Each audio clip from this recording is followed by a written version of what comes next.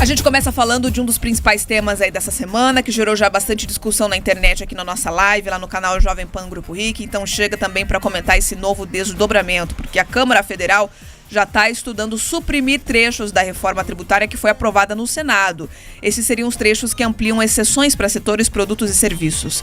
Deputados do Paraná confirmaram que o texto final deve, então, sofrer alterações. A intenção da presidência da Casa Legislativa é promulgar a proposta de emenda à Constituição ainda em 2023. Por conta disso, o deputado Arthur Lira, do PP de Alagoas, tem avisado líderes partidários e outros deputados que deverá aceitar apenas destaques supressivos, ou seja, pedidos para remover trechos específicos do texto que foi aprovado na última quarta no Senado e não para adicionar novos itens na proposta. Essa estratégia até impede que a PEC tenha que passar por uma nova votação no Senado. Por se tratar de uma mudança na Constituição, a reforma tributária só pode ser promulgada se Câmara e Senado concordarem com a mesma proposição. A expectativa é de que os deputados enxuguem a lista de produtos e serviços, além de setores com imposto reduzido ou zerado, o que acabou sendo incluído na proposta ali que teve do relator no Senado, Eduardo Braga, do MDB do Amazonas.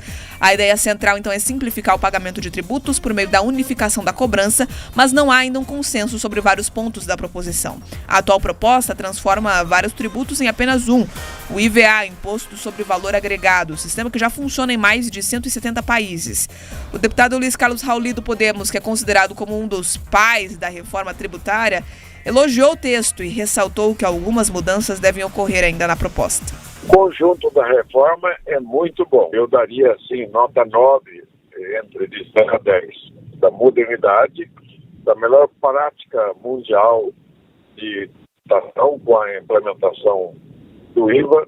Então, posso lhe garantir com a experiência de quem criou o Simples, o Super Simples e o MEI no Brasil, que o texto aprovado no Senado, o coração do texto é muito bom.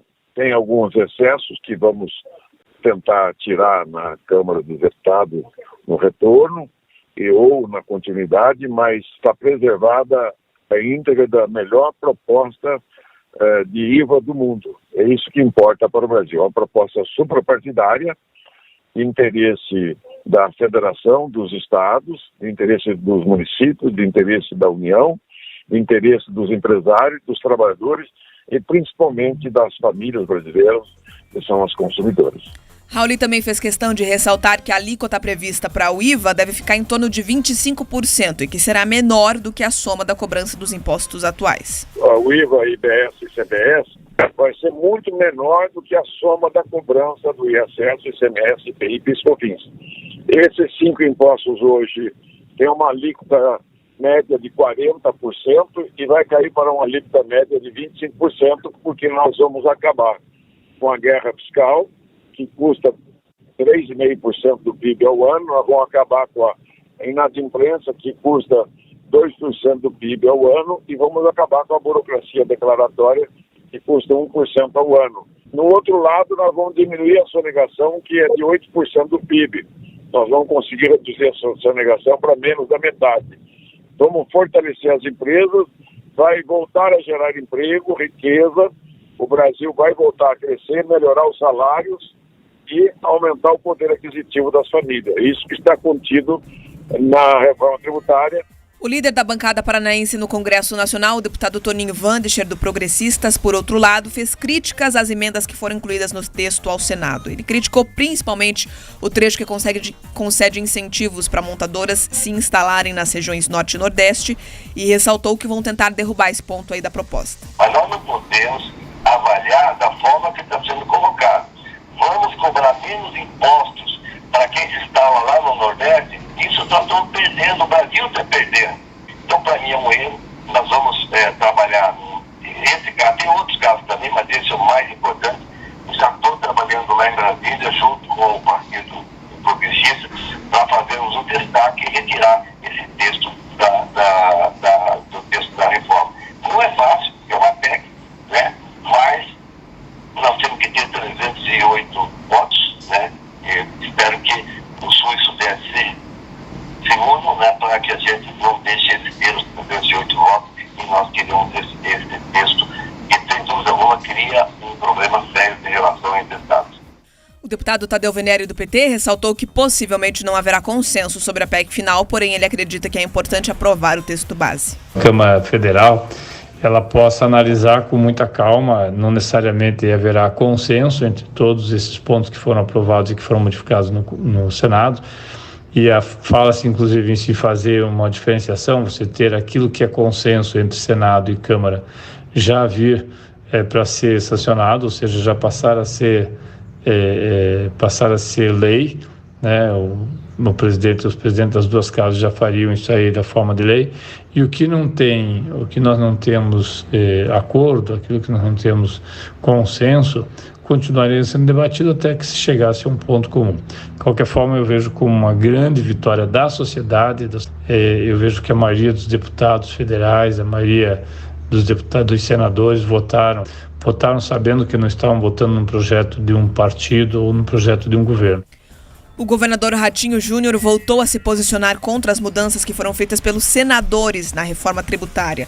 Ele se manifestou novamente sobre o tema durante um evento ontem à tarde em São Paulo. O chefe do Executivo Estadual se posicionou de forma contrária às modificações que foram feitas na proposta, mas acredita que na Câmara esses pontos possam ser revertidos. Vamos conferir um trecho do que ele falou. Então, eu acho que o Senado, que deveria ser uma casa que melhorasse ou modernizasse ou corrigisse erros que porventura possam vir da Câmara, e essa é a função do Senado. Ontem eles conseguiram piorar, não é o sistema que foi aprovado na Câmara, não. Eles conseguiram piorar o sistema que nós temos atual. Então agora nós vamos trabalhar na Câmara, junto com outros governadores, enfim, para de alguma maneira modernizar ou manter. O presidente Lira ontem foi muito feliz na fala dele, que ele defende a promulgação só dos pontos que são convergentes. Eu acho que isso já é uma maturidade para poder avançar naquilo que foi mal feito no Senado. E o presidente da Câmara, Arthur Lira, já adiantou que a Câmara Federal deve começar a analisar o texto da reforma tributária e promover as possíveis alterações na semana do dia 20, depois do feriado da Proclamação da República, então, que está previsto aí para a próxima quarta-feira. A gente viu aí diversas entrevistas, não existe um consenso nem mesmo entre ali os próprios deputados, uns dizendo que já está quase nota 10 a reforma tributária, outros apontando que existem erros que precisam ser corrigidos, principalmente as propostas que foram colocadas lá no Senado. A gente trouxe já ontem um longo detalhamento sobre isso, que a principal iniciativa ali da reforma tributária, além de simplificar a forma da tributação no país, seria também extinguir a guerra tributária que existe de uma região para outra, fazer com que o país tenha uma unificação total de que maneira os impostos são cobrados de um estado para outro. Mas o que foi colocado no Senado muda isso, e aí os estados que se sentiram prejudicados reclamaram com razão, e a gente vê a possibilidade disso ser revertido agora na Câmara Federal.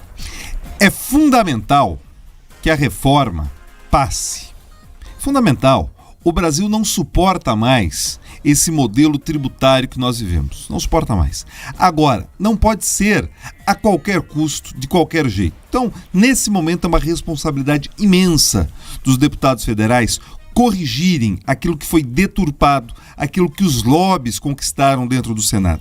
A reforma ela tem um caráter modernizador, mas com todos aqueles penduricalhos, eles acabariam funcionando como âncoras. E mais do que isso, se falar vai acabar com a guerra fiscal, é porque na verdade traz para o coração da reforma a guerra. Você teve ali todos os interesses regionais que de certa forma prejudicam a região sul e sudeste, consolidados ali no texto do relator, do Eduardo Braga. Então, são esses penduricalhos que têm que ser limpos. Acerta o governador quando fala, acertam alguns deputados quando falam dessa possibilidade ali de correções. É disso que se trata. Então, esse é o momento de muita serenidade, de construir consensos, mas principalmente de não perder a oportunidade dessas correções. A Bia fez ali a brincadeira com relação às notas. Eu percebo que alguns deputados estão dando notas até mais altas do que o ministro. O Haddad falou que daria no máximo ali 7,5 com louvor. É isso que eu entendo. Essa é uma reforma necessária que está avançando.